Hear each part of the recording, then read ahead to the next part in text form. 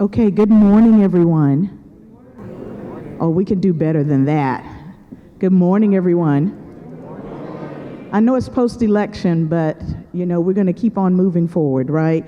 So I'd like to welcome each and every one of you this morning to our first town hall for 2024, fall of 2024. And we just want to thank you all for coming out. We wanted to provide a larger venue because we want the participation. We want you all to be able to come and ask those questions. We just have a few things that we're going to share with you today and then open up the floor for some questions for you. Before we get started today, and I'll tell you about the logistics of what we're going to be talking about today, but before we get started, I think I need to introduce a few people that have been instrumental in making sure that we can put forth a day like this, whereas we can provide information to our campus community and be able to ask questions.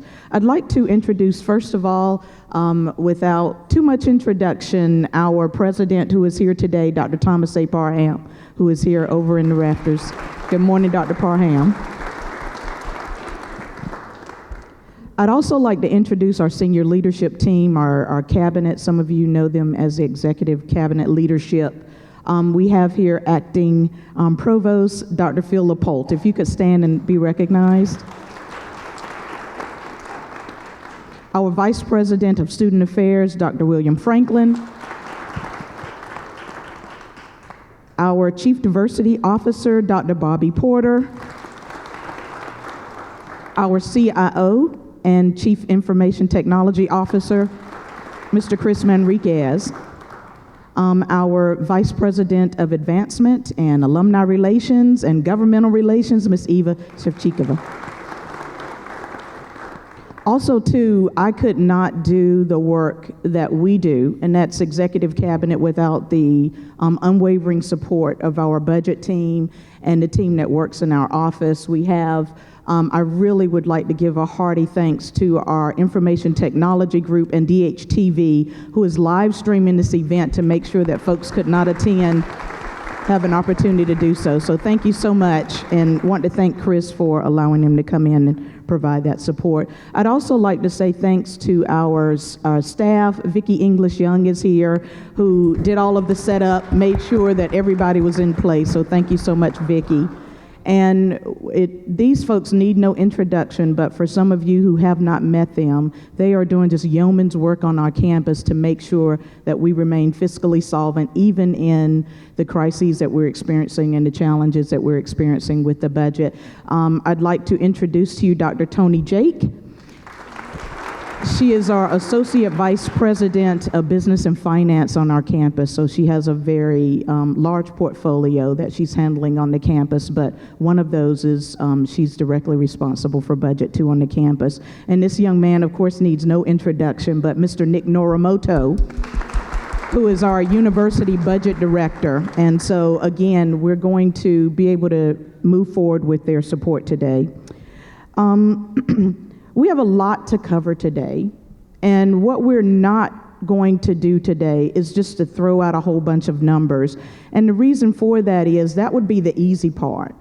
But what we would like to do certainly is to give the campus an opportunity to share any thoughts, any ideas as we navigate some of these challenges together. So that's where we are today. Again, we're not going to give a whole lot of numbers. We're going to try to stay very focused today and intentional. And with that, we're going to be focused on the general operating fund. We have a lot of funds on the campus, but the lifeblood of the campus is the general operating fund. And those funds are somewhat restrictive, not necessarily in their use, but the way we receive those funds. A vast majority of our funding comes through the state of California, so we are quite dependent on the state. We also receive in that same fund our student tuition and fees. So our international students, our other student fees are directly deposited into that fund. So we're just going to focus on that today. I know the campus, I really appreciate those that sent me some questions in advance, maybe about other funds that we have on campus. Can we get some support from those resources? Use those. But we're talking about permanent cuts right now in the general fund. So that's where we want to focus today. 80% of our personnel and our benefits come directly out of this fund. So the state is very, very cautious about us trying to supplant using other funds. So we're going to have a little bit of conversation around that today. But I wanted to set the framework for where we wanted to focus today because I think that's very important. We want to introduce to some today because we have been doing a lot of I call them dog and pony shows, and doing meeting with a lot of councils, meeting with individuals to do this same presentation. So please pardon us if you've heard it before. If you have any questions at the end or we may have missed something, please don't hesitate to let us know. So we're going to run through this pretty quickly. Like I said, run through some of the numbers. We have some objectives for you today, some of the things that we would like to accomplish and some of the goals for today. And then after that, if you have any questions or any comments, we have individuals who can help you get to a mic.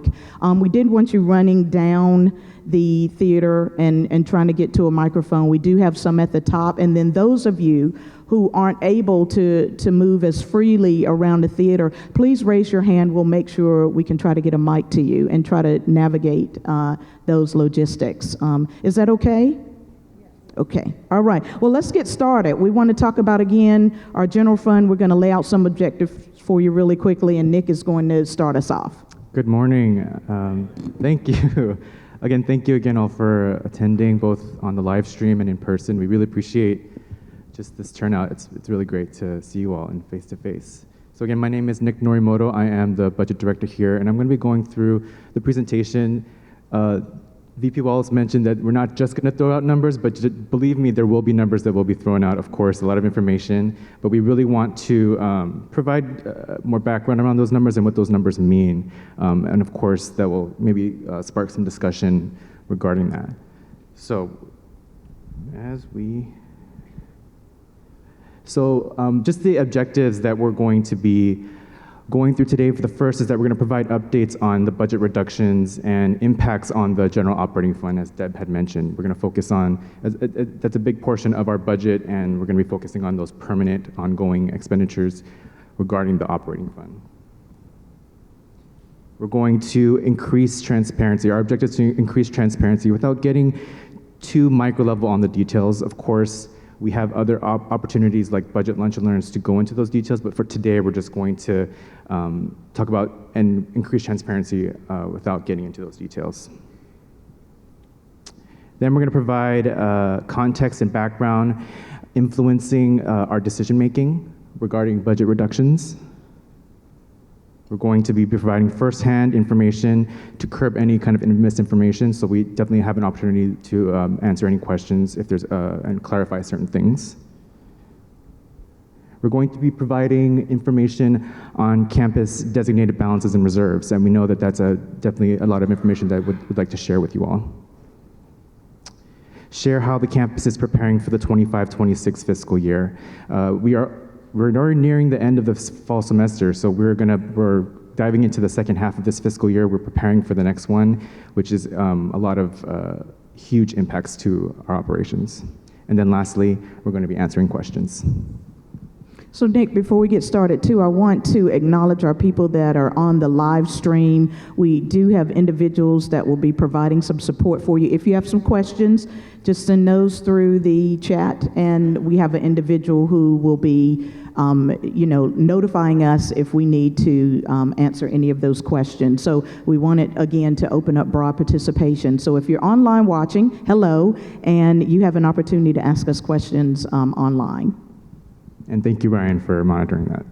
So as we go through the presentation, we want to discuss what are we facing, what are the things that is impacting our budget. And the first thing is, as we've just, is enrollment.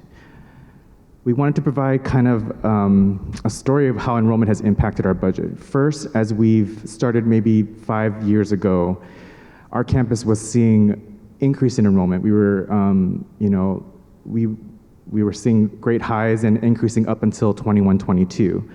But that was all above our target that our campus was state funded for. But that's a great opportunity because that does mean we're servicing more students, we're collecting more revenue. But the thing is that we were base funding those additional enrollments. As we go through the post-pandemic world and we were seeing enrollment decline, those investments were base funded. We were investing permanent expenses, permanent programs, things like that because of those over enrollment. And because we were seeing enrollment decline, we weren't collecting that revenue. And essentially we were living above those means as those enrollments were going down. So as an effort, because we were seeing those enrollment trends, we wanted to right size this campus according to appropriately what our targets were based from the Chancellor's office. So enrollment is, of course, what we're facing. The next one is funding shortfalls for compensation packages. In addition to enrollment, we each year the Chancellor's office is working with its stakeholders, with the state, and regarding one of the main items is compensation.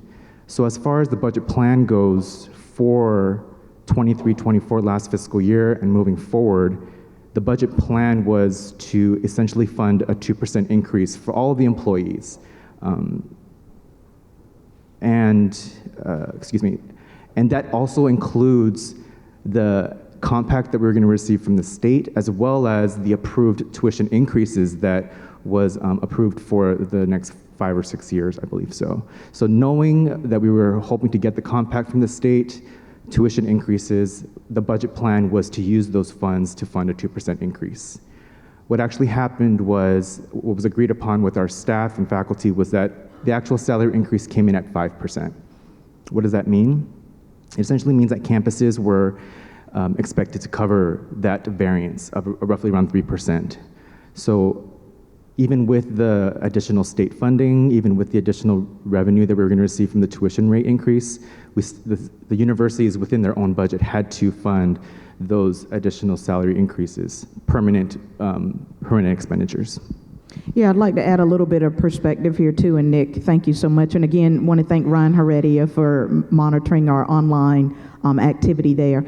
But one of the things I think that is important here is that we do know for every 1% increase of salaries that we have bargained for in the system, it comes to over $52 million. That's system-wide. So if you're really taking that delta and spreading it each year, that's over $150 million that is not covered with those tuition and fees like Nick was talking about. So I think when we put it in that perspective, I think it adds a little bit more context around, well, what does that mean? Can't we use our reserves to do that? That number gets quite large when you start talking about percentage across the system. Thank you, Deb. So as we're talking about this kind of convergence of different things that we're facing, the vortex that has, that our president has kind of referenced to, the last thing in addition to enrollment and as well as the compensation packages is just the state support divestment and inflationary costs. So I mentioned just in the past couple minutes the compact, the state compact, in which there was an agreement that the state would give the CSU additional ongoing dollars to fund those cost increases. But due to economic decline within the state of California, that compact is likely not going to happen. It's not going to happen. In fact, the intent of the state is to divest and to cut the CSU from its state allocation. So state support reduction is going to occur starting next fiscal year. I mean, that is the plan. And we have to consider that, as we all have experienced just within our personal lives, inflationary costs. So our costs are going to continue to increase. So we have to really balance as far as funding reductions and cost increases amongst the other two impacts that we're facing.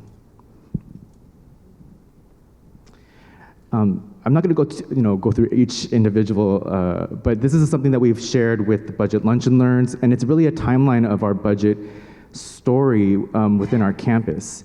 In summary, it kind of starts with 2023-24 as we saw that impact enrollment come face to face with our campus, and we exercised a 6% budget reduction equivalent to about $6.9 million to right-size our campus, to make sure that we were spending against the actual enrollment that we were enrolling, seeing in actuals. So that started 23-24. As we went through 23-24 and those discussions with the state were happening with the CSU, that discussion of compensation shortfalls were happening. So they were preparing campuses to say, okay, for 23-24, 24-25 campuses, you're gonna have to prepare to fund that variance of compensation. So in preparation for that, we go into initiating and exercising an additional budget reduction, what we call a phase 2, equivalent to about $7.6 million to make sure we can cover that compensation shortfall. Now, of course, there's a lot of budget back and forth. Windshield wipers may be something that's been referenced to as well. We did get the compact for 24-25, but the state cut us $75 million as a CSU, a one-time cut. In addition, there were also additional mandates. So we were preparing for that.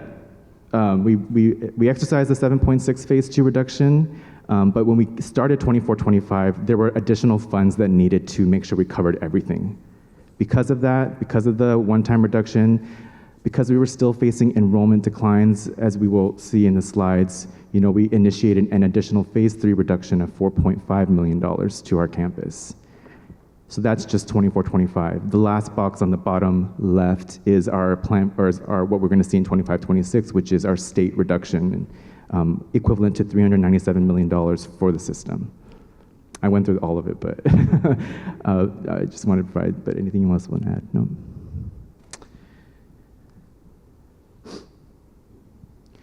So as I talked about that timeline of our budget reductions, we're going to kind of go through what that looks like amongst the divisions. So this is a very high level, all of our 7 divisions, as well as our benefits pool, which is a central fund that the university houses. Just to give a reference of what the budget reduction looks like, the division started with this specific budget at the beginning of 23-24. Then we're going to go through the phases. So the first phase is the right sizing of enrollment due to enrollment decline. It was that 6% budget reduction. And we want to focus on that the reason for this decision making was for enrollment, specifically for the right sizing. Phase 2, we were preparing for those compensation shortfalls in 23-24, initiating a budget reduction effective 24-25 in the amount of 7.6. And again, the reason for this decision making was to cover the shortfall of compensation.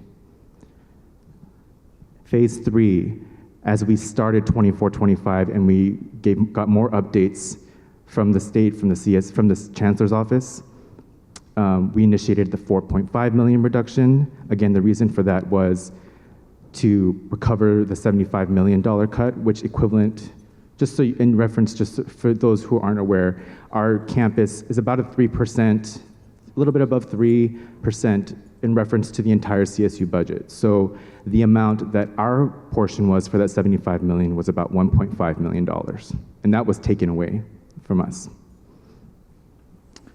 So we see the huge impact of what that budget reduction looks like just for those first 3 phases, which is equivalent to about $19 million in which our campus had to endure.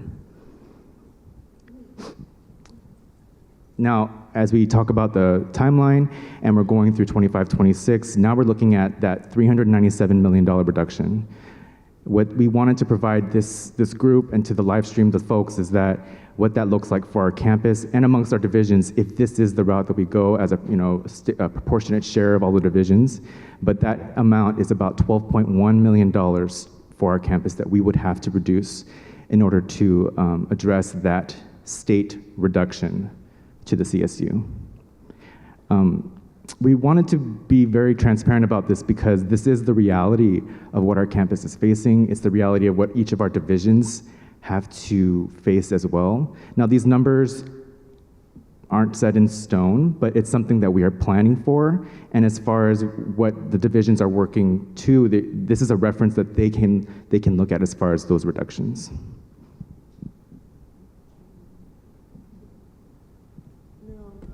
Only thing I was thinking about when we were talking about the enrollment, just to give people a clear picture, because I know when we say over-enrolled, they might not understand what that means. And so just imagine getting a bonus, right? Let's say you get a $10,000 bonus, but then you base your life plan off of that. That's what we were doing on this campus, which is a huge no-no, right? One-time money is one time, not base. And so when we were saying we were over-enrolled and we were base budgeting ourselves, means that we were taking the money that was one time and using it as a base funding. So that's where, when we say the term over-enrolled and we were living outside of our means, that's what that means. I just wanted to make sure that was clear, because I know sometimes we get questions about that. And so, yes, we were over-enrolled and we were using that that one-time money as base funded instead of one time. So that's where the initial 6% came into. Just wanted to clarify that. Thank you, yes, thank you. So Nick, could we back up just 1 second? Because I want to, some of the other questions that we're getting on the campus are, how do we know that you all's numbers are real, right? So one of the things that is transparent with the CSU is that you can go on to CSU, the California State University, and if you just Google California State University budgets, they will tell you all the allocations for the campus, and they have that broken down by each campus. So these numbers aren't numbers that we created. These are numbers that are real numbers. So for an example, as we move through the beginning of next year, they're going to give us a preliminary budget report, and they're going to reduce our budget by that $12.1 million. So that's where it gets real. So these numbers are not anything, again, that we're making up. Now, the enrollment piece is, to some degree, because the chancellor's office said, look, we're funding you at this amount, but you're spending at this level, and this is all that we're going to give you. And so that's what, that number is also readily available. All of the campuses, what we call full-time equivalent students, that is there, and that is how we are funded. All of that information is readily available. So if folks are doing math and all of that good stuff and trying to make sense of all of this, because these are very large, deep cuts. I mean, I've been doing this a long time. I'm old, y'all. I've been doing this a very long time, and I don't think I've seen reductions to this level and at this magnitude of kind of vacillating between we might give you money, we might not give you money, and my 30 years almost is in public education. So I think I pretty much have seen this space, but I've never seen this kind of back and forth of, you'll get this, we won't give you this, there's money available, oh shoot, now we have a $45 billion deficit in the statewide budget. So all of this is coming to bear, honestly, at one time. And we're post-pandemic, right?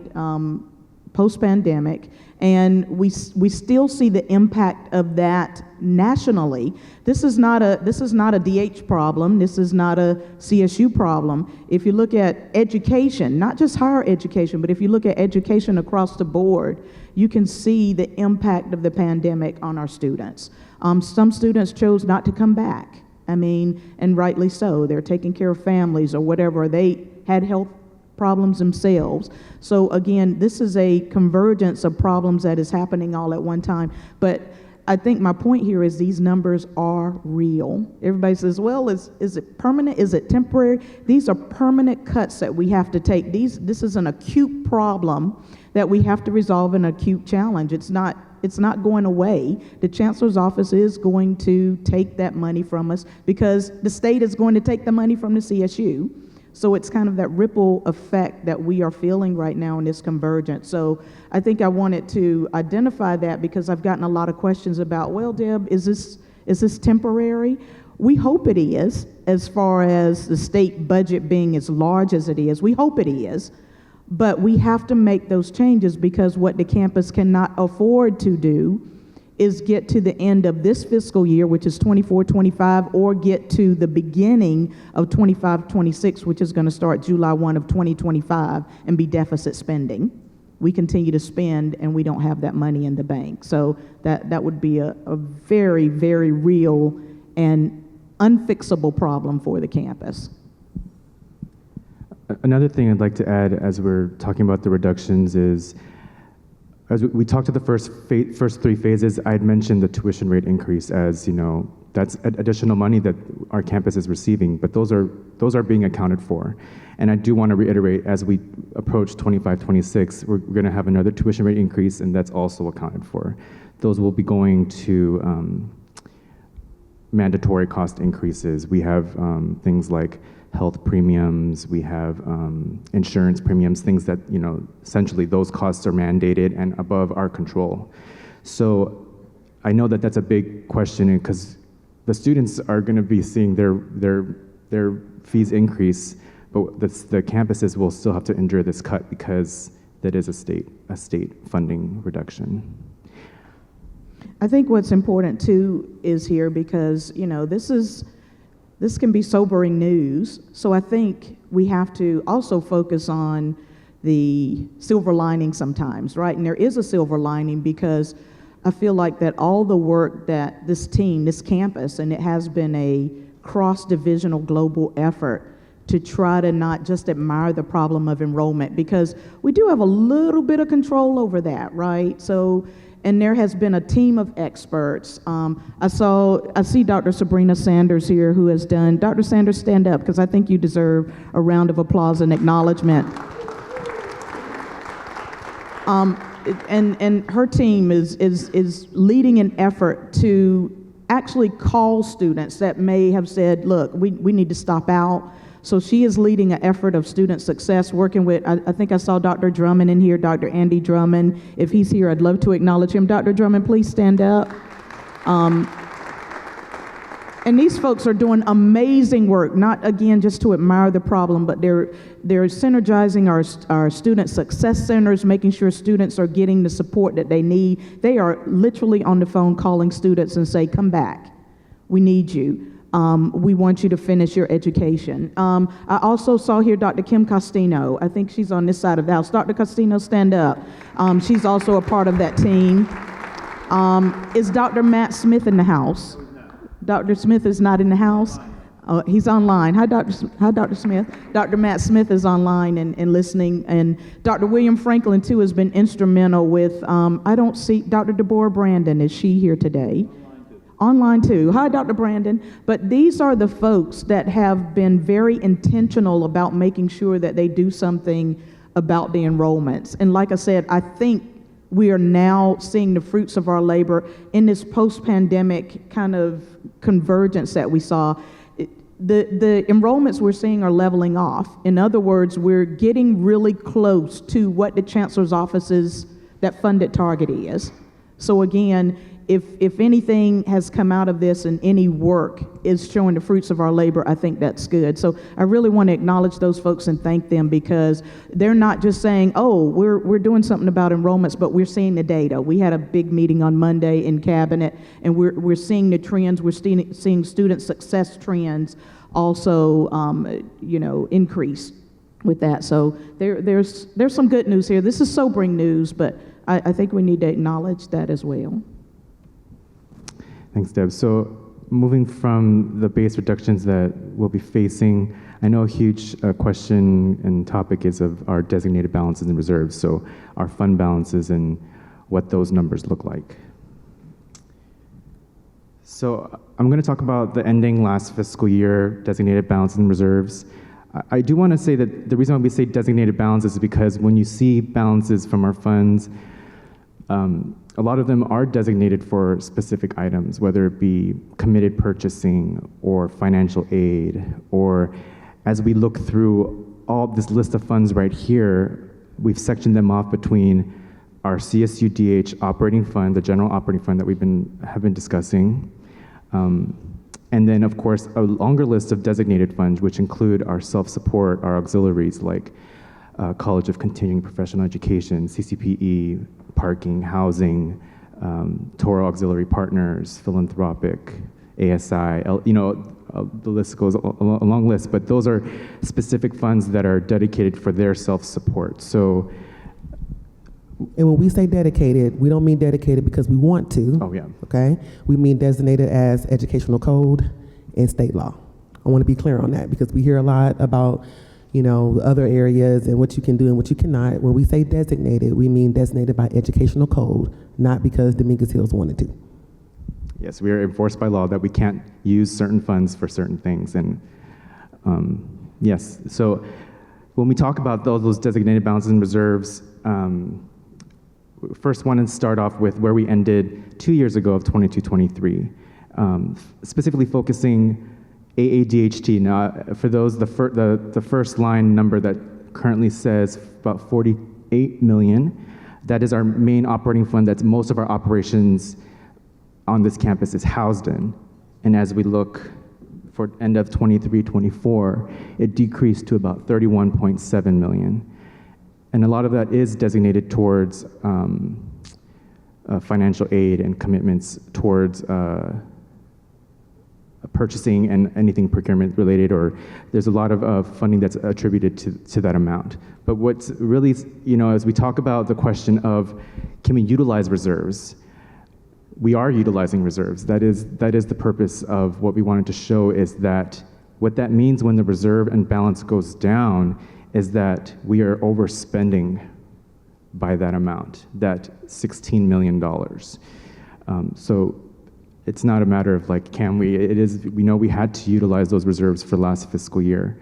A lot of it due to the fact that we implemented budget reductions effective this fiscal year, but we still had to cover those compensation increases last fiscal year. So a lot of efforts, as well as like enrollment decline, like there's things that we had to cover, and I'm going to go through what those deficits look like. But really just wanted to focus on that 31 million as we go through the next few slides. So the 31.7 million is what we want to, as we go to the next slides, kind of remember.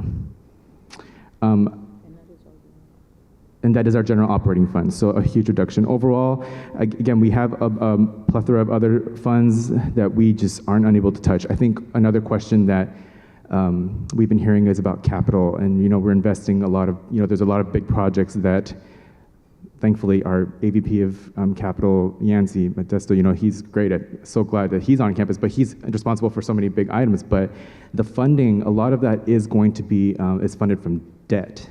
So as we open up housing and our health wellness rec center, we're going to be paying for that for years to come as we have issued debt to make sure that those projects are going to happen. But we've also received grants, so it's funding that was grants given to us from the state for those specific projects. So there is a lot of rules and things we need to keep an eye on as far as what these funds are being used for. Right, and those funds that come from the state for these projects, we cannot use them for operating funds. We cannot use them for salary and benefits. We can only use them for those projects. If those projects do not happen, that money goes back to the state of California. Yeah, I if I can, just for a second, channel my president here, because he reminds the campus that the buildings that we are putting up, we are not growing when we add those buildings. Those are buildings that, so for an example, we are very happy to be constructing a brand new student health wellness rec center. I think we're the only campus in the Southern California region, and there's quite a few of us, that does not have that facility for its students. I mean, this is what our students deserve. So our students are they invested in themselves, and they're going to pay the lion's share of the debt against that building to construct it. So I mean, we're also putting up a dining complex. If you remember, a couple of years ago, we built residential housing. Was right before I came. I think they were finishing the last mural when I walked in the door in early 2020. Those do not have kitchens in those rooms. And so the students have been relying on, the space in the LSU. And while we are thankful for that, it still does not support that footprint. So why are we building more residential halls and not being able to support a dedicated dining complex for our students? So that's the thing that's happening. Folks have talked about our new switch yard. Our equipment on the campus is 54 years old. It's older than, no, not older than me, but it's old. It needs a lot of infrastructure support. And so one of the things that we said is that we cannot continue to build out the campus, and I'm talking about replace some of our buildings, build out the campus, and have that old infrastructure, because it just was not going to support what we were building. So again, when we hear the word normal, we go back to normal. That would mean then that pre-pandemic, we were in a space where we had all of the infrastructure to really run this campus. I mean, I liken that to what we did, and VP Manriquez is here. We were one of the only campuses who had to take their HERF money. As you all remember, we got dedicated funds from the federal government in order to help us through that pandemic. We were one of the only campuses that said, look, we don't even have the digital infrastructure, and we knew there was a serious digital divide with our students. And we said, you know, we don't want to do that. We had students sitting out in the parking lot who could not access the internet because we do not have the infrastructure on our campus. And so we used $3 million of that 68.7, might be off just a little bit with the numbers, but we used $3 million of that money just to put in infrastructure in those parking lots that are high capacity, high volume parking lots, so our students could sit out there during the pandemic because they couldn't go into the classrooms. So that is the level of infrastructure that the campus needs. So right now, with all the capital that we're doing, it's not to expand or grow the campus. It is to give our students what they deserve on this campus. So I wanted to make that clear. The next few slides, we're going to be going and kind of focusing on that green circle of the 31 million. So that is our AADHT. As you can see, our funding balance was 31.7 million. When it comes to the finances, we do have what we call encumbrances, which are our open purchase orders. So those are funds that are committed for purchasing in the future. So removing that, our true kind of available fund balance for our ADHT general operating fund is around 28 million. A high-level breakdown of what that 28 million goes to is 5 million to the division balances with respect to their own budgets. We have some designated, centrally monitored, university-level balances in which funds, again, that we are unable to touch. We have some deficits, and that's what we wanted to get to, the deficits of tuition revenue, compensation, things that I'll be going through. And then, of course, our actual reserves, our kind of unallocated, undesignated available funds that we can use to cover any kind of deficits like that. So the first are our divisions. This is a breakdown of each of our 7 divisions and their balances, totaling $5 million. As you can see, going to that 5 million.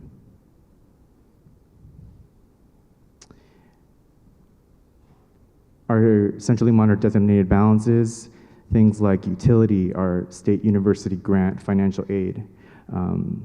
We have a loan that we have to pay annually. Basic needs, President's Initiative. We have programs like Black Women's Think Tank, AB 928, which is a state-funded allocation to the CSU for transfer students.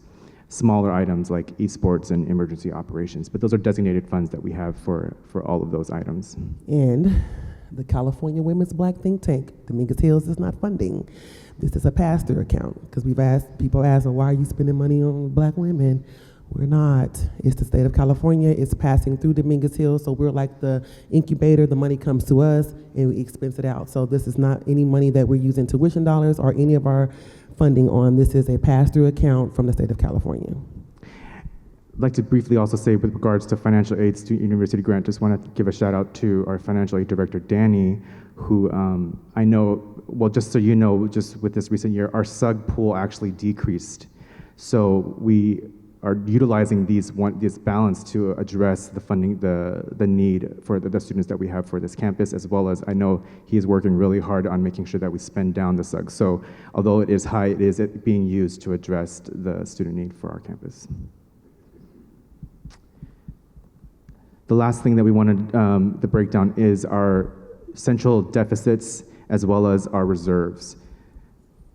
So as we can see here, we highlighted in yellow that our tuition deficit when it came to our revenues was about $8.3 million. But because we initiated and exercised that 6% reduction at the beginning of the year, we held about 6.2 in order to address that specific shortfall.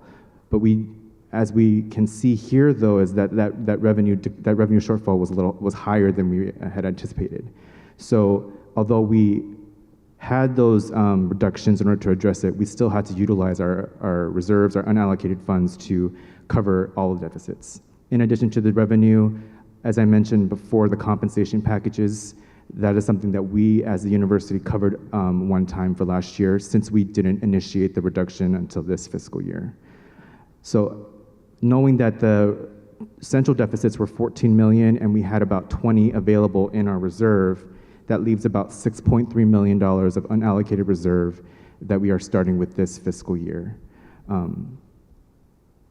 Just in reference, again, we started with, I would say the reduction was to address the tuition. So really we have our unallocated reserve, which was 7.6 last year, our HERF, which was about 6.5, but now in total, what we're dealing with is about $6.3 million to cover any kind of, to have a reserve. And just in reference to what that looks like, our monthly payroll is about $17 million a month. So when we talk about designated balances, and we have the CSU has a specific policy, is that we are recommended to have 3 to 6 months of operations available in our reserve, when right now we can barely afford half of our monthly payroll. So it's things, those are things as we look at our reserves, we want to make sure we want to build that up in order for economic uncertainty, things like that, especially since we just went through the COVID pandemic. So just to kind of give you a reference of what those balances look like. Yeah, I wanted to spend a little bit more time here because I know we hear, the chatter that goes on, and the campus does use its reserves. This is what's happening here, right? And so you see $17 million of a payroll, we have $6 million. So you don't have to be an accountant to know that's not a good number to have. And so that's one of the things that we wanted to make sure that everyone saw, because we do hear that. And so this is all that we have as of today. So, looking at where we are, this is also why we're making the decisions and having to do the decisions that we're doing, because we cannot afford to keep doing what we've been doing as business as usual. So I wanted to make sure everybody looked at 17 million versus 6, and it's kind of, you can see what the problem is right there.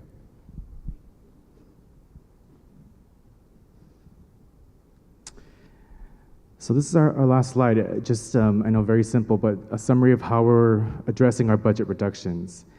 We, as a campus, are spending our budget on personnel and operating expenses, very simply.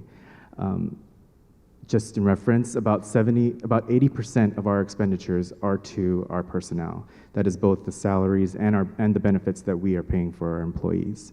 So knowing that a huge portion of our budget is going to personnel, we understand the reality that personnel is something we're addressing when it comes to our budget reductions. That means non-retention. It means vacancies that we've been having and budgeted for that's no longer an option as far as filling. When it comes to operating expenses, there are things like travel, professional development. We have to with our own division, address building maintenance and deferred maintenance. That's something that we can no longer base fund as far as our budget goes. And what does that mean? It means that we don't have those funds to maintain and upkeep the campus. When it comes to, I don't want to speak for any other division, but when it comes to academic affairs, I know that they had to reduce their non-tenure track faculty pool, which is essential when it comes to the instruction and the overall curriculum and success for the students as far as that. Student affairs, their programming. So there's a lot of things that in summer we have to address the fact that personnel is a huge part of our budget, and it's something that we are addressing when it comes to budget reductions. I think the other piece that's important here too is what the campuses are having to do to really survive. So I see our AVP of facilities and operations, John, wave your hand there, John Scheffler, who does a phenomenal job with a very, very limited source of revenues. But This is our second year, I believe, Nick, maybe second year.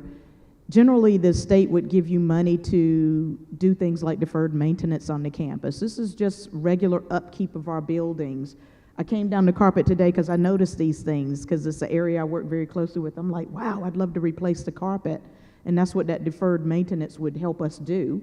But this is the second year in a row that we have gotten 0 deferred maintenance on this campus. And this is all campus. All campuses are experiencing this. So when you look at that, I mean, we have people doing just amazing work. I see Scott here, who runs our grounds. And, you know, we get a lot of compliments on our grounds. We have the most beautiful campus, I think, in the system, and the grounds and everything. And that is because Scott and his team, I see our team up there,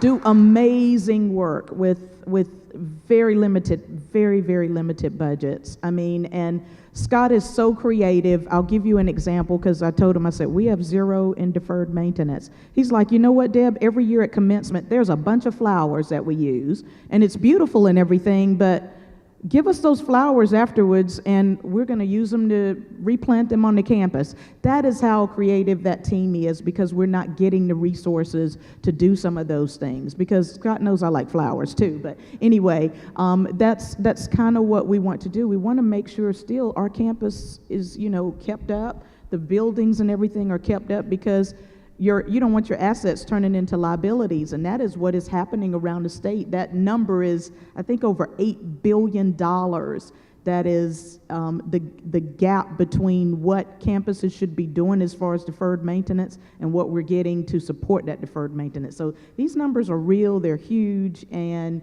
we're having to navigate some of that. So this is where it becomes a little bit tricky, because I need to be able to give John some general fund money every year to do some of those just basic things. I said, John, can we just tweak that just a little bit, just basic things? So that's kind of where we are. So with that, I think that was our last slide, right? That's what I was saying. One more note to add, because I know we're talking about reductions, and we're gonna continue these conversations to discuss how we can address them. But I know one, as we've had conversations, is furloughs or options in which we could save money.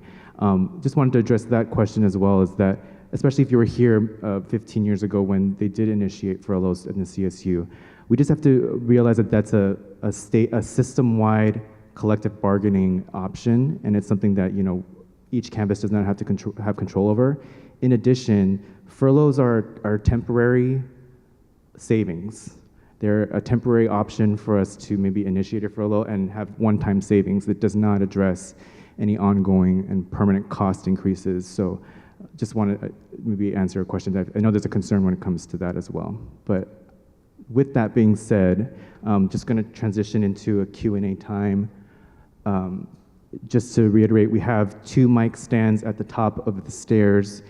If you have any questions, feel free to go to the mic and we can answer those questions. If you're unable to maybe make it to the mics, we can have a microphone run to you.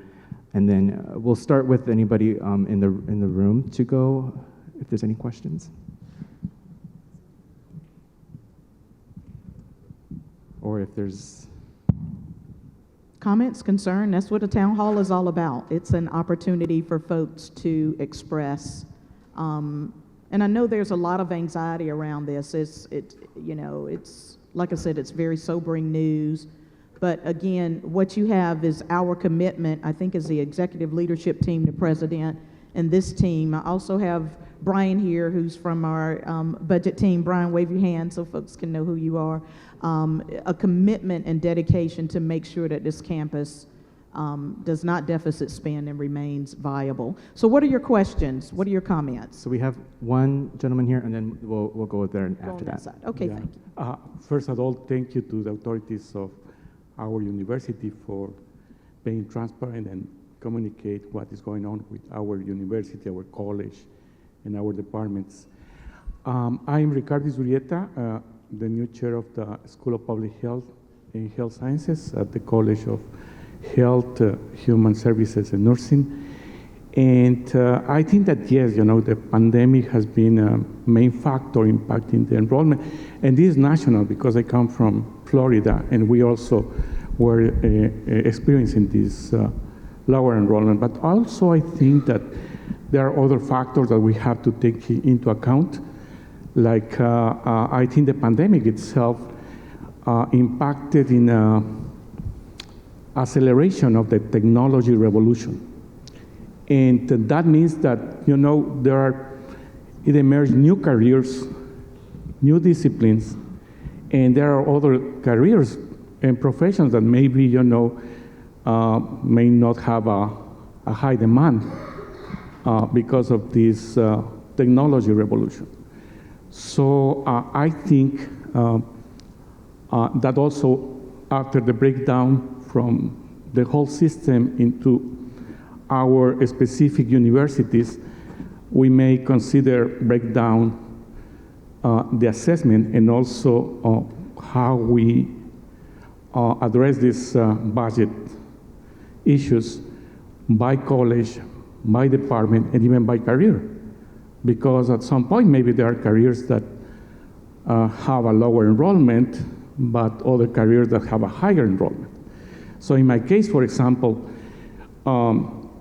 I couldn't, and I had to tell openly, I couldn't say to one of my faculties, sorry, but I cannot finance your faculty development if he was going to do a training in artificial intelligence that he is going to apply in healthcare management, because I know that is going to be a demand by our students. So I think that maybe the next phase will be to go and break down by careers and disciplines. Yes, no, thank you for that and comment, and thank you for putting the national spin on what is a challenge for higher education, and again, just I think education in general post-pandemic, and you mentioned some of that, we touched on it just a little bit, that infrastructure with the digital side of the house, and I know VP Manriquez is trying to resolve some of that, again, coming from a deficit, right?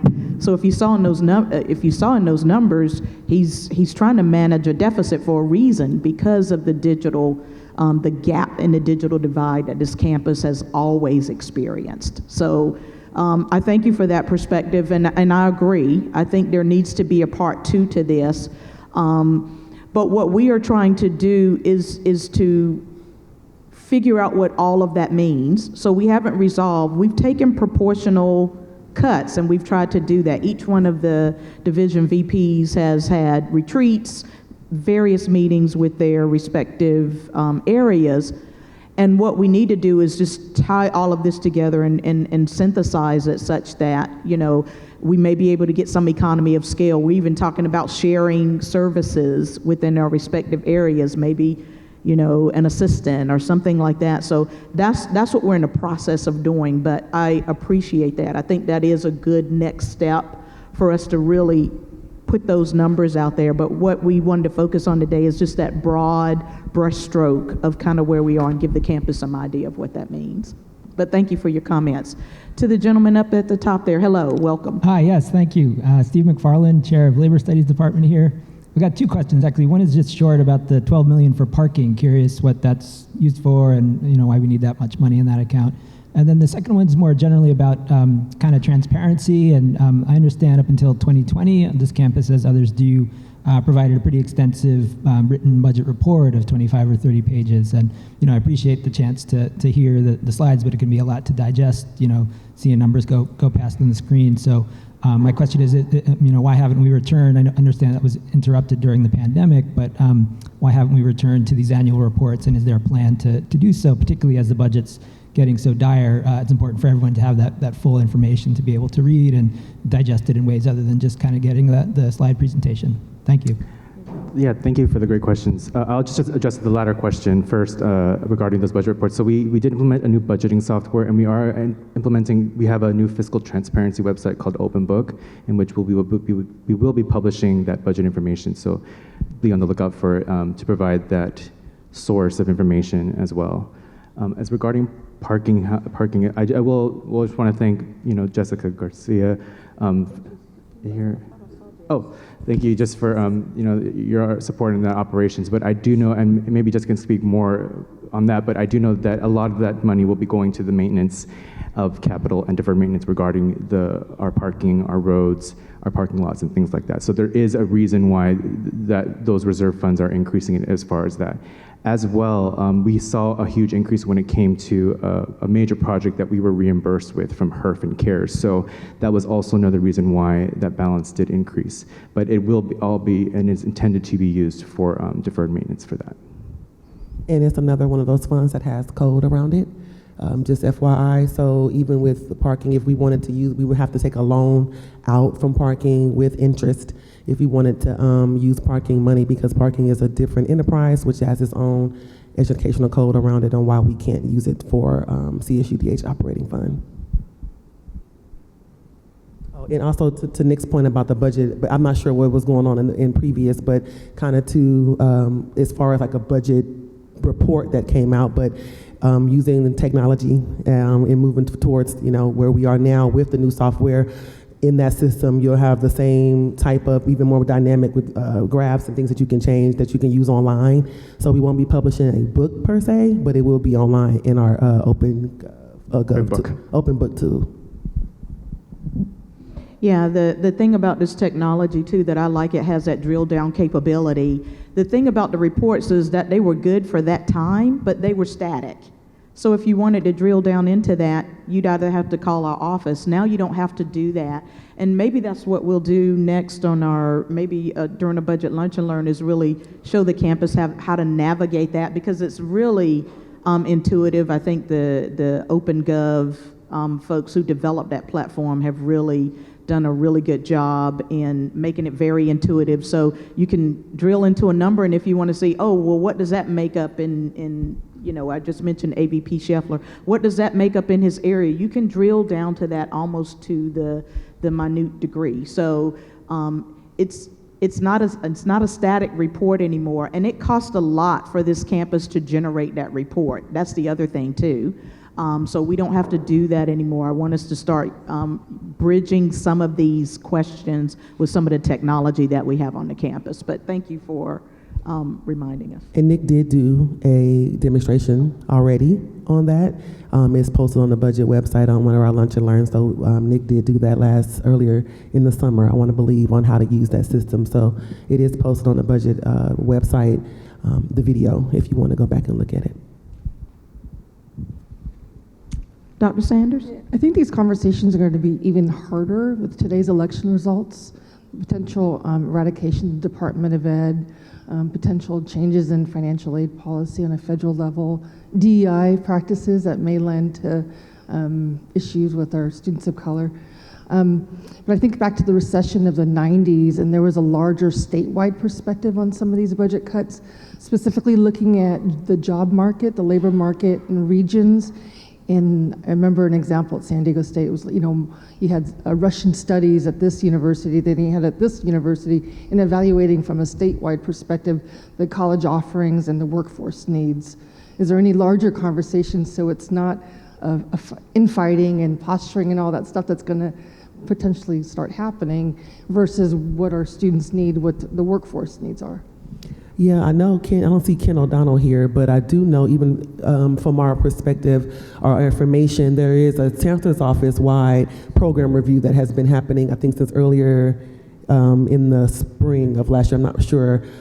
So we were made aware of it just because I know the finance folks and the provost were supposed to have a meeting and start having that conversation. But program review system-wide has been something that the chancellor's office has been talking to us about.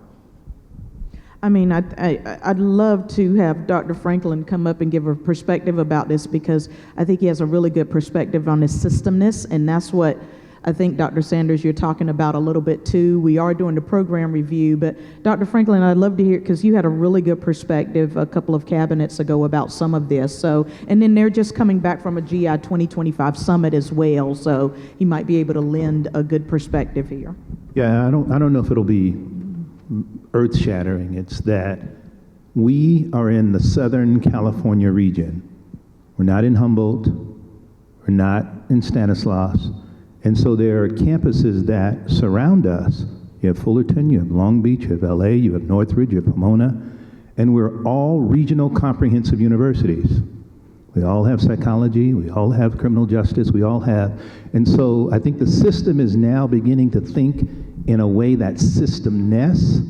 How do we not compete for students? And the Southern California region, we're feeding everybody. We are, and many of our students are deciding, so the way of beginning to act as though we're a system is allowing us to think how and I don't know where you went when the person who asked that question, but that is exactly how we're going to have to begin thinking about, can we have 5 or 6 comprehensive universities within a 30-mile radius of one another competing for the same students, especially when the 18 to 24-year-olds, and I also want to give a pitch, we're going to work together to do I don't know if it'll be this well populated, I hope that it is, but we want to have a real deep conversation around enrollment. New student enrollment, our 18 to 24-year-olds, our transfer students, and our returning students. Because the biggest population that we can go after, we may have to work with the continuing education, are those students who are some college and no degree. We have hundreds of thousands who have some college and no degree. We have thousands at Dominguez Hills who are in good standing. There's not an issue around their academics. They are eligible to enroll and have not.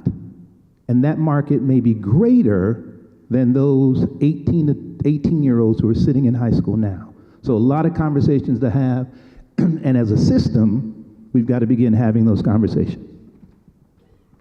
President Parham.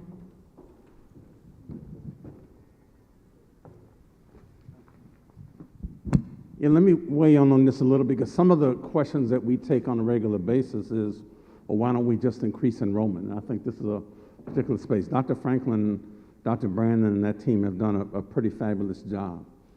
But here's the piece that I think is important, particularly for this forum. If you slice up a pie, there's never a single variable that will ever account for 100% of the variance in explaining anything. There are always multiple slices to it. One of the slices that has impacted the enrollment pipeline, particularly since COVID, which is when we started to drop. We were, as you saw in the first couple of slides, way over enrolled, like by several thousand folk. The problem is that we were only base funded at 11,473, that ultimately went to 11,723, even though we're sitting on 13 and 14,000 students, 15,000 students. Well, the problem is, presidents before me were screaming, just like I've been screaming, at the state and the chancellor's office about give us the money we need, and we heard crickets. But what the campus did, way before I got here, was still spend against the enrollment target, not against the base funding. It's like that bonus that Tony Jakes talked about. So when you spend the bonus, it's great if what? You get a bonus every year. But as soon as that bonus stops coming, and you have permanent resources tied to those, you're over your skis, which is where we are. The enrollment piece is critical, because if you slice up that pie, we already know that they were projecting that the enrollment pipeline coming out of LAUSD was going this way in a downward trajectory. What COVID did was exacerbate it to make it quicker. We already know that there's an assault on higher education nationally, and people are questioning, post-pandemic, what's the value of education, and do I really need one? We already know that in this particular region, not just with the CSUs, but the UCs and the privates, that folk are competing for students. Well, one of the things you saw, when I was at Irvine, 22% international folk, UCLA 30, Berkeley 30%, San Diego probably the same. Well, when that international funnel closed, when we closed the borders in the pandemic, what happened? They still got enrollment challenges, so what are they doing? You read the Times just like I do. What does it say? UC opens up record enrollments. Where are they getting the students from? They are now taking students they didn't want to take years ago, who were then going to the San Diego States and the Fullertons and the Long Beaches, and even some of the Northridges at 40,000. Well, now they're holding wait lists because the students they were taking aren't there anymore, so they're now coming up and taking students they didn't want to take. And so the funnel is getting smaller while everybody's trying to pull up a little bit. So I say that to you because there are multiple slices to the pie that look at that. And we also have an economy right now where the job rate is sub 4%, unemployment rate. where we're also looking at employers who are hiring people without college degrees. We have a context where people are paying minimum wage right here in LA County at $20 and $25 an hour in some employers. Now think $25 an hour times a full-time job, that's $50,000 plus or minus a few to a young 20-year-old, right? That's a whole bunch of money to them when they're doing that. So people are questioning whether I need to go get a college job. All that stuff impacts the enrollment funnel. Last thing I'll say is what Dr. Franklin and his team have done is shorten the gap so that the bleeding and what we were hemorrhaging in terms of enrollment have stopped. But we cannot recruit our way out of this enrollment challenge. And where we have the most control is not over that pipeline, because we don't control how many families are having children. We don't control how many people LAUSD are producing. We don't control what the community colleges are producing. None of that we control. What we do control is hanging on to the students that we have, which is why you've heard me scream and holler over the last several years about we have to do a better job of retaining the folk we have. Right now, our data show, we just got back from GI 2025 last week at LAX, where the whole system was down and we looked at all the dashboards. We're in a position of losing close to 30%. Let me say that again, 30% of the folk we admit every year in our freshman class, they don't even make it to the second year. If we held on to 50% more of those folk, we'd have almost no enrollment problem right now. So it's a constellation of factors that I want to share with you that this budget team is having to look at, but there's some self-determination that we can engage in, and that's why we put so much emphasis in the last couple of years on trying to make sure we spend time on the retention that we need to do and hold on to our folks. That's why when we were highlighting Dr. Sanders, every one of those students got a letter from this president that said, by the way, your journey is not done. And they did a fabulous job. We went down and looked at a tree that was about 7,000 big. And then we said, who's within 2 years of finishing? And of those 2 years, who doesn't have any major holes? And of those folks, and once we got down to about 700, we enrolled the first 300 in how many first year? 2 years ago, how many did we enroll? About 350? About 520. So 500 students we enrolled, going back to say, your journey is not done. And they're now enrolled. So they are supporting what it is that we're doing on campus by re-enrolling and doing this space. So we're making efforts like that. But we still have to do a better job of retaining the ones we have. And students, by the way, I remind us again, are not flunking out of affinity centers. They're flunking out of classrooms. We've got to change what it is we're doing in the classrooms to do a better job of supporting our students who really desperately need our help. Other questions? Okay. Good afternoon. Good afternoon. My name is Steven Sanchez, and I'm a finance student here, and I was wondering what programs would be affected by these budget cuts the most in terms of majors. Yeah, that's a great question. I don't have the details of the majors that would be mostly impacted, but I think your question is, too, what is on the table for potential reductions, and that's going to be everything. We have to look across the board. Provost Lepolt, do you want to add anything there to that question? Because he would have a better idea of what some of that is. Let's pass the mic to him. Sure. The answer is right now, all majors are being affected to some extent. It's not that we're focusing on particular majors at this point or particular areas at this point. We are doing what was suggested in terms of, as an institution, we always want to make sure that we're serving students, we're meeting student demand, we are aligned with regional workforce needs, and those are things we always look at and will continue to look at as well. But the budget strategies we've implemented so far do have to do with the things that they've been talking about. That is, not filling administrator positions, not filling staff positions, looking at the course schedule and making sure that it is efficient, which is something that we've been doing. As a dean, that's what we've been doing for years, always looking at enrollments. But the primary consideration has always been, since I've been here, and this is my 9th year, to make sure we're offering students the classes that they need to graduate. And that's still our primary consideration, right? We have an obligation to the majors that we do have to make sure that they are successful in meeting their academic and career goals. So I'm not sure that answers your question, but we are trying to do everything we can to maintain the academic integrity of this institution. I'll also comment on systemness, in case some of you thought that translates into Long Beach is teaching psychology and we're teaching math. No, there are conversations going on with provosts that are more nuanced than that to talk about what possible synergies we can obtain between our faculty expertise and our different student populations. But this university has a very special mission, right? I've heard people concerned that Long Beach is going to, what will be an annex of Long Beach or something. We have a very distinctive, special mission at this university that's recognized. And when you see the new buildings go up, you see that recognition by the Black Legislative Caucus, for example, by the state of California, right? So I'm less concerned of that. I think what's more important at this point is that we control our own destiny. We make important decisions, we collaborate and consult with folks, which is what's happening right now, but also within academic affairs. But to the original question, our intent is to make sure that all of our majors are able to make good progress to graduation and to meet their academic and career goals. Let me add to what the provost just said, so thank you for the question. And it's a fair one that in some cases will be a moving target.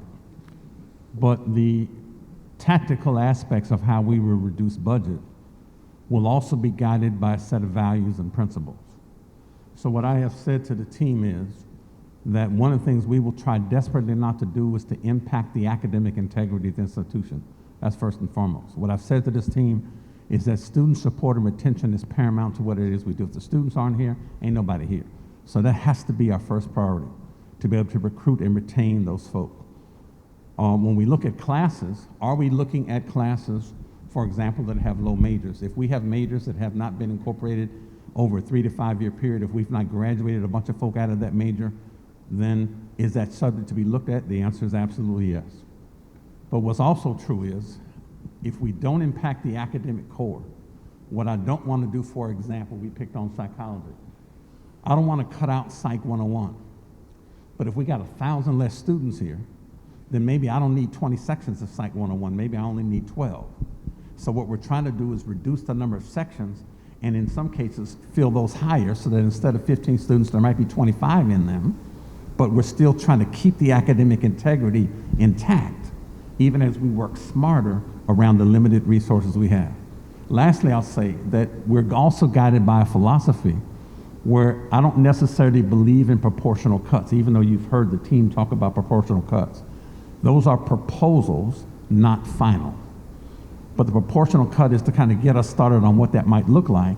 But there are some things on this campus that will be too big to fail, like this academic integrity piece. And so what we're trying to do is make sure that we align our limited resources with what we think our campus's highest priorities will be. And that's the kind of values that we'll be looking at as we move into the budget discussions that, drive our every waking minute these days. Thank you for that question. Let's go here. We got a question. Please.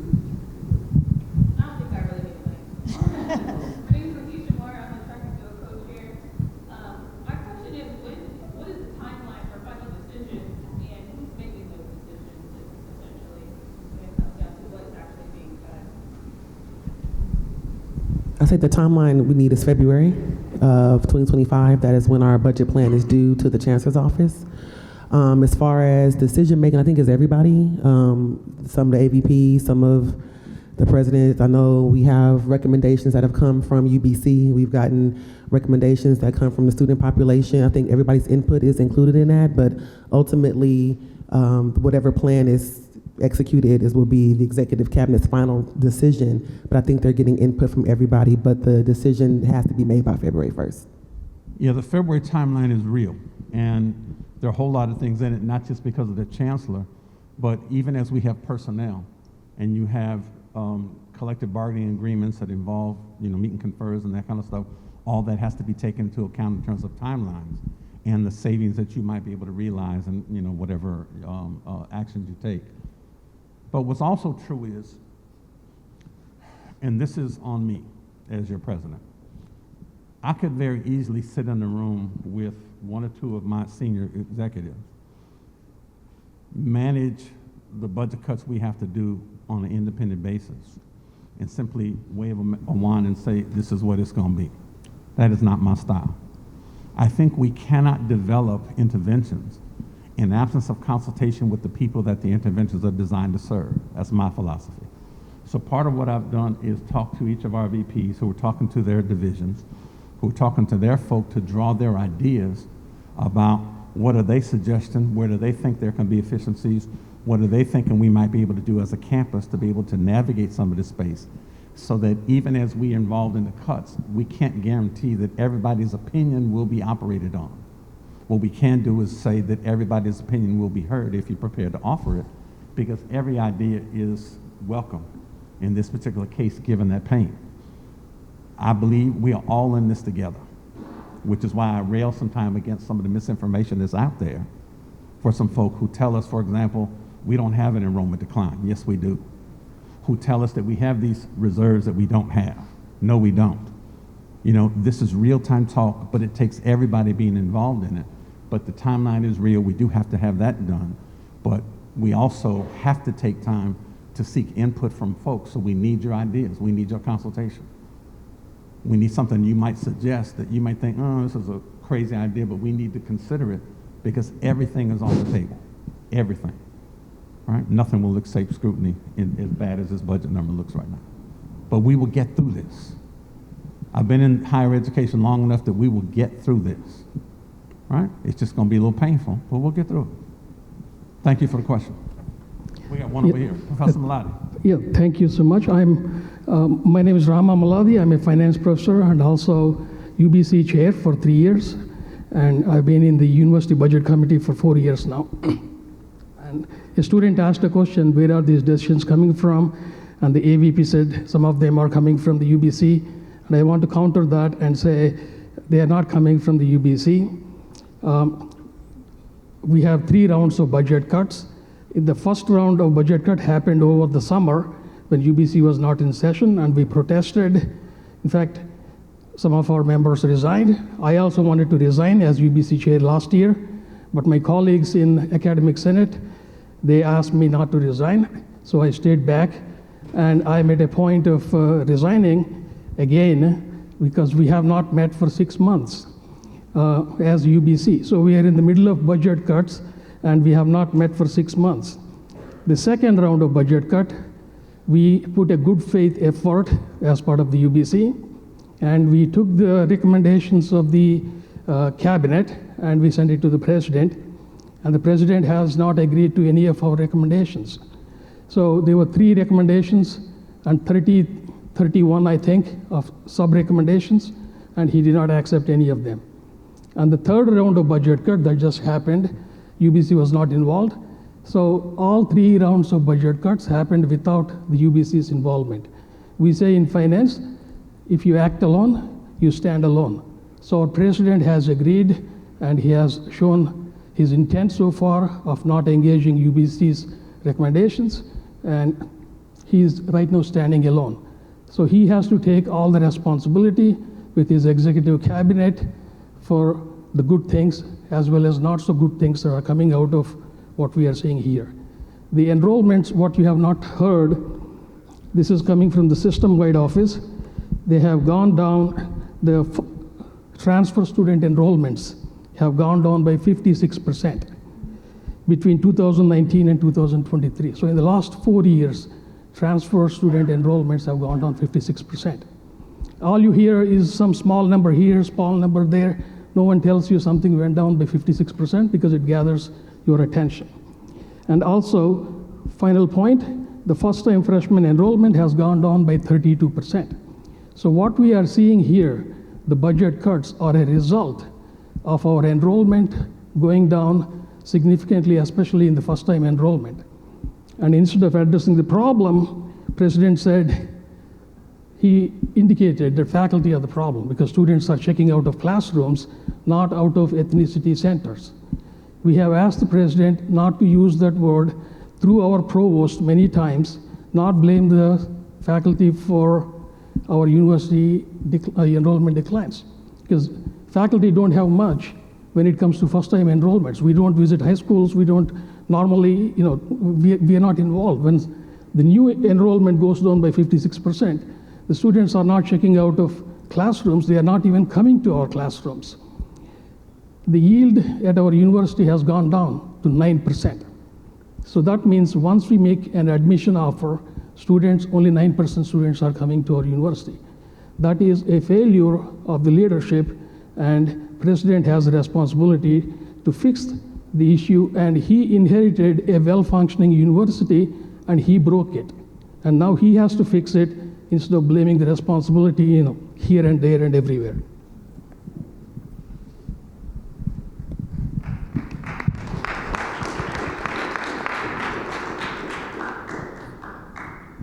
Yeah, thank you for the opinion on that. What I can't do is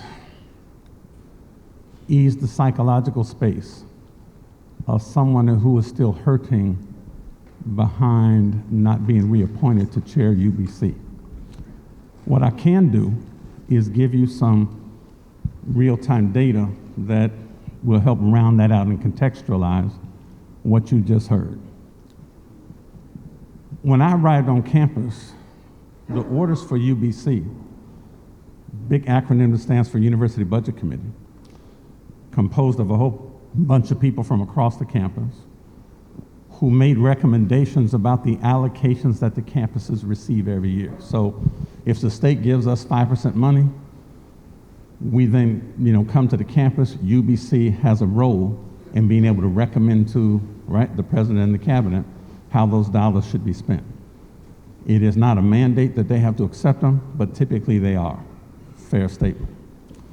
What UBC did not have was a role in managing reductions.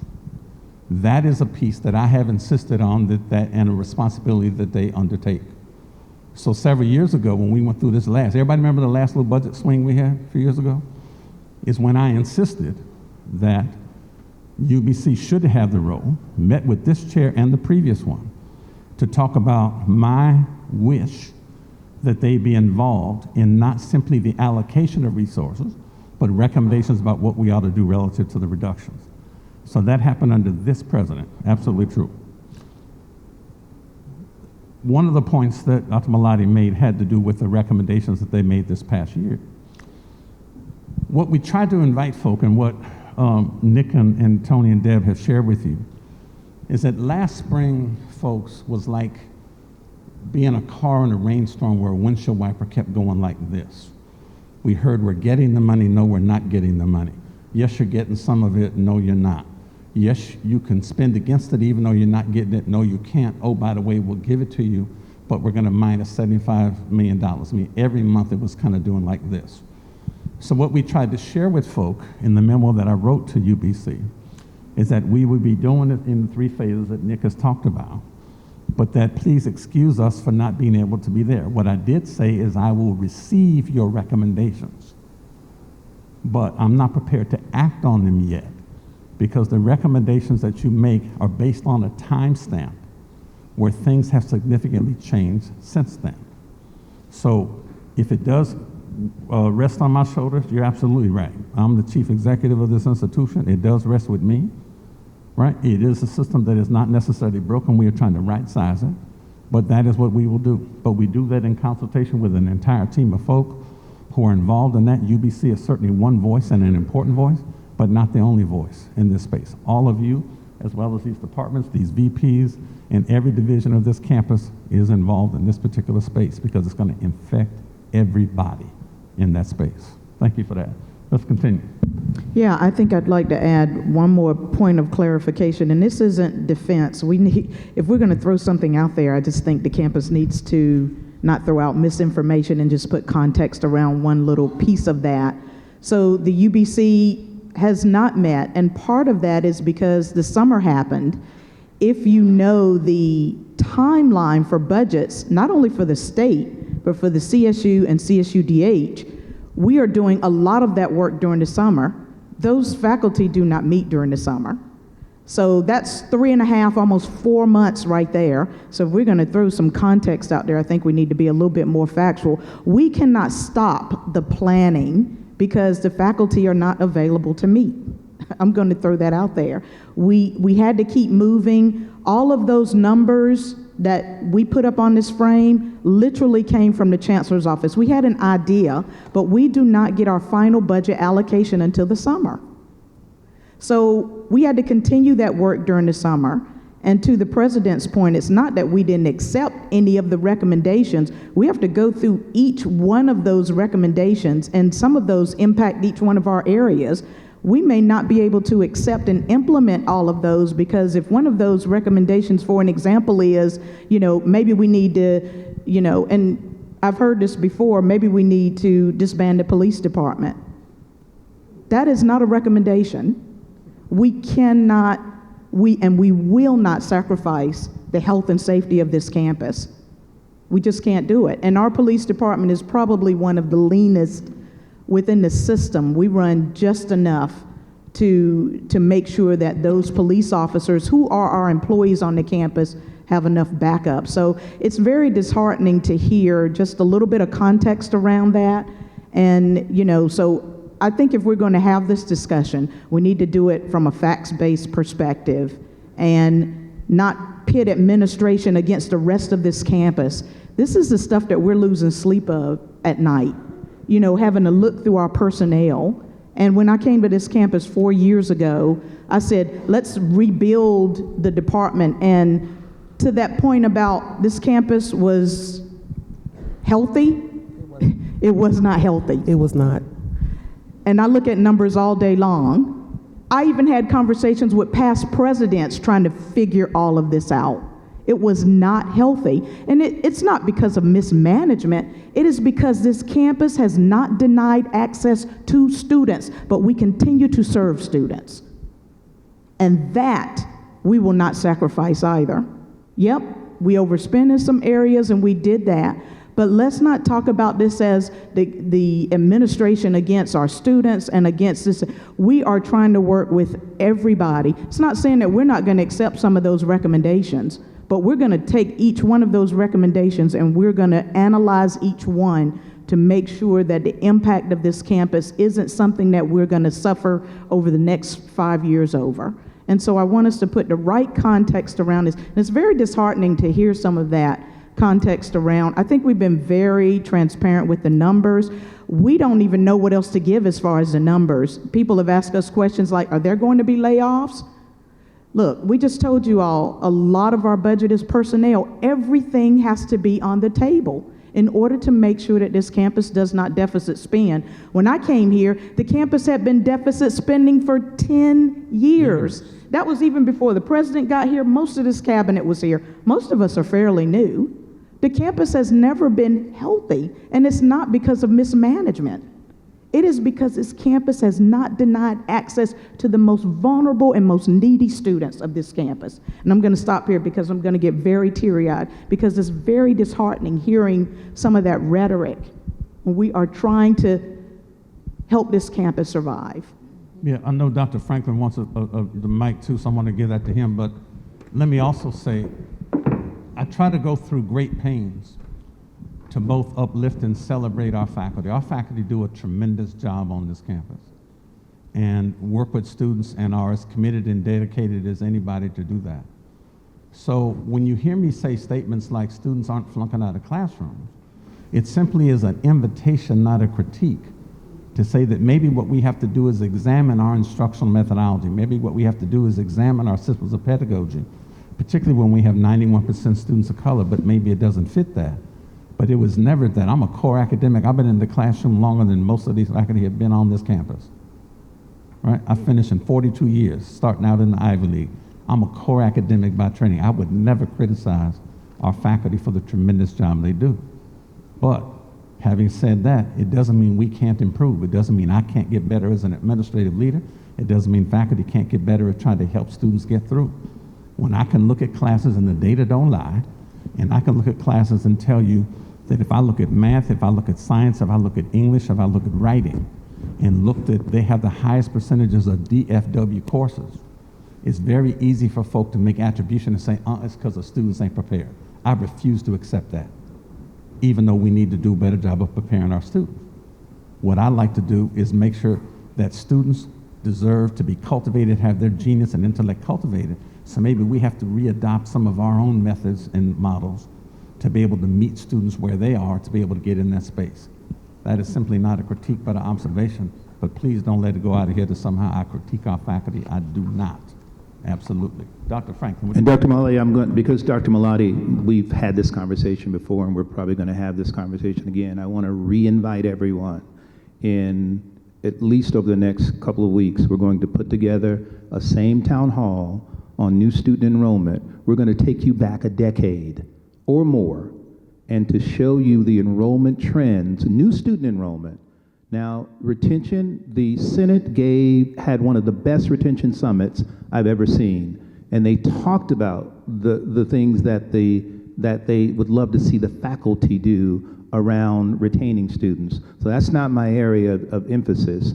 We want to talk about enrollment, new student enrollment. There was a time on this campus more than 15 years ago where we were still losing students, and we simply over-enrolled because we needed to compensate for students that we lost. The irony in higher education, we still fund based on head count. There are some states that are now funding based on persistence and retention. That'd be a game changer at Dominguez Hills. So I want to invite Dr. Malati, I want to invite all of you. Let's have a conversation around new student enrollment. Let's take it back a decade. Let's also, because when you say the president broke it, he would also had to know and understand that a national pandemic was going to swing around a few years ago.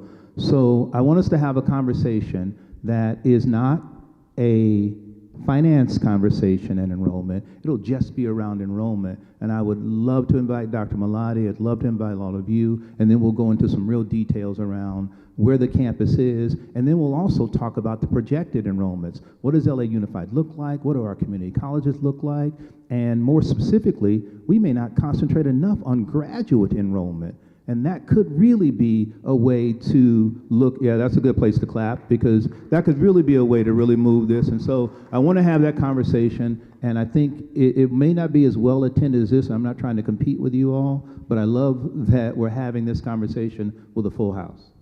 Yes, and I think, I don't know, Ryan, any questions online that came up? No questions. I have one more online. question. One more question, because I know we told you all 12:30, so I know we need to wrap up. Go for it. Just two questions. Has there been any conversation in regards to Long Beach State with Dominguez Hills probably be a potential satellite school in regards to students coming from over there and having enrollment over here? So I'm just curious if there's conversations between both presidents in regards to that stance.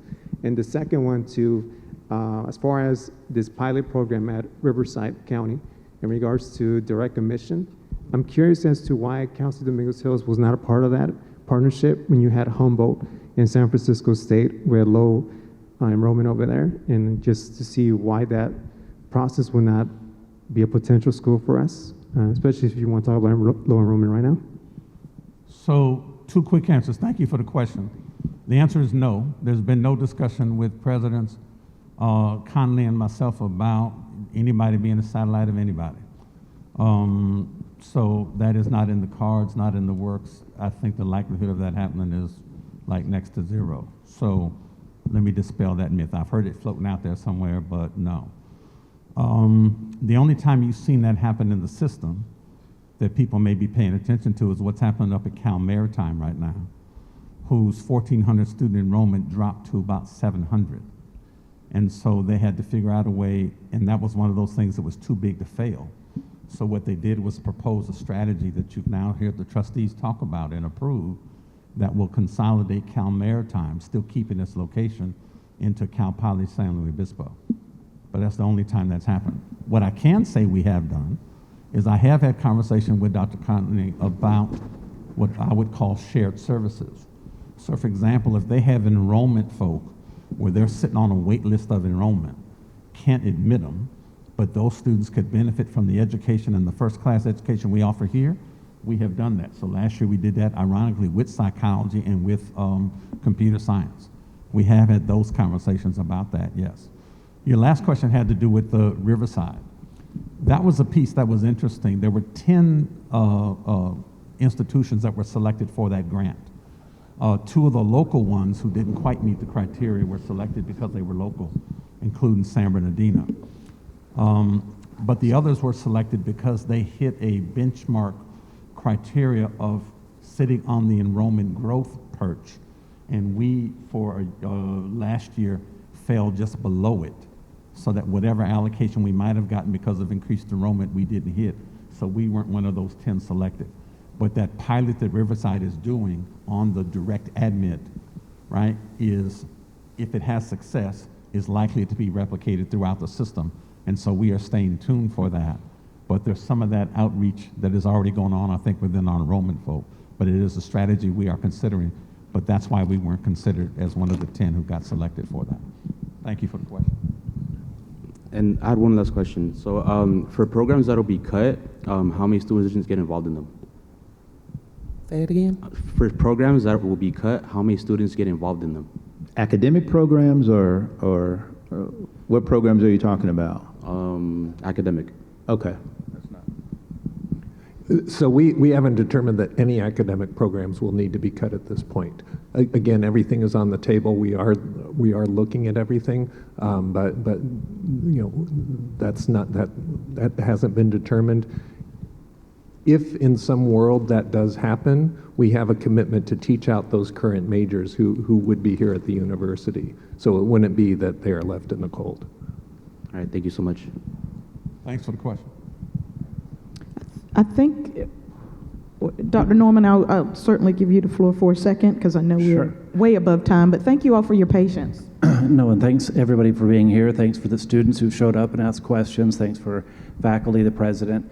One thing in terms of faculty that are permanent full-time faculty are on a 10-month contract, so I'd want to make sure we're aware that for groups like the Senate, it can be challenging to meet in September, but it's possible to even meet in August. So in terms of getting feedback from folks charged with really learning the budget, I would expect by November we could have meetings from that group. So I wanted to clear they are there. But more importantly, I wanted to encourage everyone to get together. I'm excited to know there's students who want to know what can they do, right? How do we engage everybody in what needs to be an all hands on deck effort to deal with enrollment challenges and huge budget challenges. So in my class, we've been looking at organization structure. What do other organizations do when things have changed? You have to make organizational changes.